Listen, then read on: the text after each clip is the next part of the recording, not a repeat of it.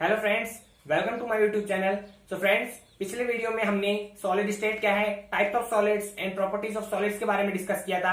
और types of solids में हमने क्रिस्टलीय व अक्रिस्टलीय ठोस और उनके कुछ गुणों के बारे में पढ़ा था। तो दोस्तों, आज के इस वीडियो में मैं आपको कुछ क्रिस्टलीय ठोस और उनमें पाए जाने वाले कुछ गुणों के बारे में बताने जा रहा हूँ।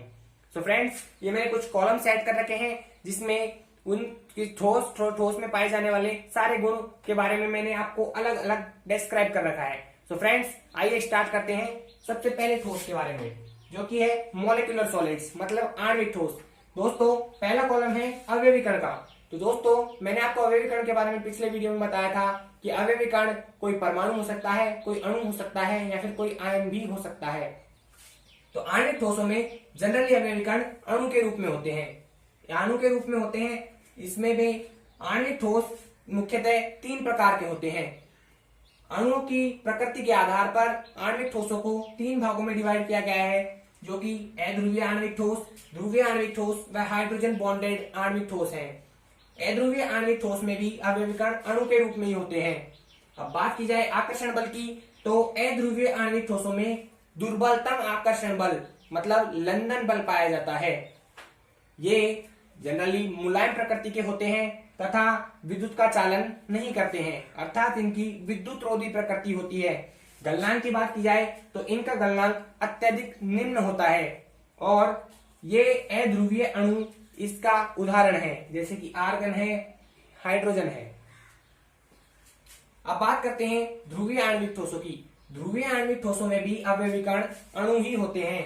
ध्रुवीय आणविक ठोसों में द्विध्रुव द्विध्रुव अर्थात डाइपोल डाइपोल के मध्य अन्योन्य क्रिया पाई जाती है, जो ही इनका आकर्षण बल होता है। आणविक ध्रुवीय आणविक ठोस भी मुलायम प्रकृति के ही होते हैं। चालकता की अगर बात की जाए तो ध्रुवीय आणविक ठोस भी विद्युत का चालन नहीं करते हैं, अर्थात इनकी भी विद्युत रोधी प्रकृति होती है। गलनांक इनका इनसे भी निम्न होता है, अर्थात अध्रुवीय आणविक ठोसों से थोड़ा उच्च व निम्न होता है। तो फ्रेंड्स, इसके उदाहरण की देखी जाए तो अध्रुवीय अणु ही इसके उदाहरण के रूप में आते हैं, जैसे HCl है, SO2 है और भी है। फ्रेंड्स, थर्ड नंबर बात की जाए तो हाइड्रोजन बॉन्डेड आणविक ठोस।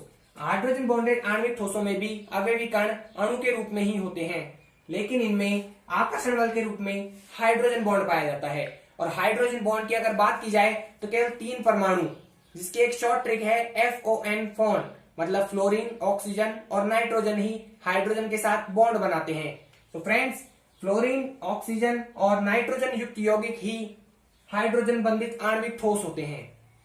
भौतिक प्रकृति की बात की जाए तो ये सामान्यतः कठोर प्रकृति के होते हैं। चालकता में ये तीनों ही सिमिलर होते हैं, अर्थात ये भी विद्युत रोधी प्रकृति ही दर्शाते हैं। गलनांक की बात की जाए तो इनका गलनांक भी निम्न होता है और एक बर्फ मतलब H2O का बर्फ रूप इसका उदाहरण है। दोस्तों, अब बात करते हैं दूसरे नंबर के ठोस के, जो है आयनिक ठोस। आयनिक ठोस, दोस्तों नाम से ही पता लगता है कि आयनिक ठोस है तो अवयवीकरण धनायन व ऋणायन, आयन जिसमें दो आते हैं, धनायन व ऋणायन होने चाहिए। अब बात करते हैं आकर्षण बल की। आयनिक ठोसों में धनायन व ऋणायन के मध्य में प्रबल अंतरा आणविक आकर्षण बल यानी स्थिर वैद्युत बल पाया जाता है।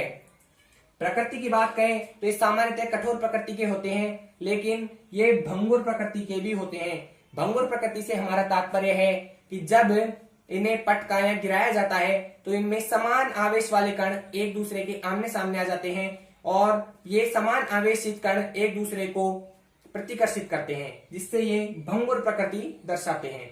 बात की जाए चालकता की तो ये ठोस अवस्था में विद्युत रोधी होते हैं, क्योंकि ठोस अवस्था में आयनों का गमन नहीं होता, परंतु गलित अवस्था में ये विद्युत का चालन करते हैं, क्योंकि गलित अवस्था में आयन मुक्त हो जाते हैं और विद्युत का चालन करते हैं। तो बात की जाए गलनांक की तो इनका गलनांक उच्च होता है। NaCl, KCl, MgO आदि यौगिक इनके उदाहरण हैं। अब बात की जाए नंबर 3 धात्विक ठोस मेटेलिक सॉलिड्स के बारे में, तो इनमें भी अवयवीकरण धातु व धातु आयन होते हैं, अर्थात धातु परमाणु या धातु आयन इनमें अवयवीकरण के रूप में रहते हैं। आकर्षण के बल की बात की जाए तो इनमें प्रबल धात्विक बंध आकर्षण बल के रूप में पाया जाता है। इनकी भौतिक प्रकृति कठोर व आघात वर्ध होती है। अर्थात ये कठोर प्रकृति के होते हैं, परंतु जब इन पर किसी वस्तु का प्रहार किया जाता है तो ये चादर की तरह चपटे हो जाते हैं, अर्थात आघात वर्धनीयता का गुण प्रदर्शित करते हैं। अब बात की जाए चालकता की, तो ये ठोस अवस्था में और गलित अवस्था में, दोनों अवस्थाओं में भी विद्युत का चालन करते हैं। ठोस अवस्था में इसलिए क्योंकि परमाणुओं का गमन होता है, और गलित अवस्था में इसलिए क्योंकि आयनों का गमन होता है। अर्थात ठोस व गलित दोनों अवस्थाओं में भी विद्युत का चालन करते हैं। इनका गलनांक भी उच्च होता है, जैसे फेरस है, कॉपर है, अर्जेंटम है, ये सब इसके उदाहरण हैं। अब दोस्तों बात करते हैं अंतिम ठोस के बारे में, जो कि है सहसंयोजक या फिर नेटवर्क ठोस। सहसंयोजक ठोस है तो नाम से ही पता लगता है कि अवयवीकरण इसमें परमाणु होते हैं, अवयवीकरण परमाणु होते हैं तथा आकर्षण बल के रूप में सहसंयोजक बंध पाया जाता है।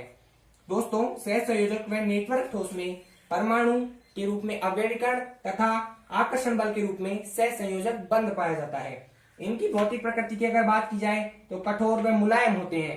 दोस्तों चालकता में ये विद्युत रोधी प्रकृति प्रदर्शित करते हैं, परंतु ग्रेफाइट इसका एक अपवाद है, क्योंकि ग्रेफाइट विद्युत का चालन करता है, अर्थात चालक प्रकृति शो करता है। अब इनके गलनांक की बात की जाए तो अत्यधिक उच्च गलनांक वाले ये ठोस होते हैं, और हीरा, ग्रेफाइट, क्वार्ट्ज आदि इसके एग्जाम्पल हैं। सो फ्रेंड्स, आज के वीडियो में मैंने आपको कुछ क्रिस्टलीय ठोसों के बारे में बताया है और उनमें कुछ पाए जाने वाले गुणों के बारे में बताया है। इसी सीरीज को आगे बढ़ाते हुए हम नेक्स्ट वीडियो जल्दी लेकर आएंगे। So thanks for watching, please continue.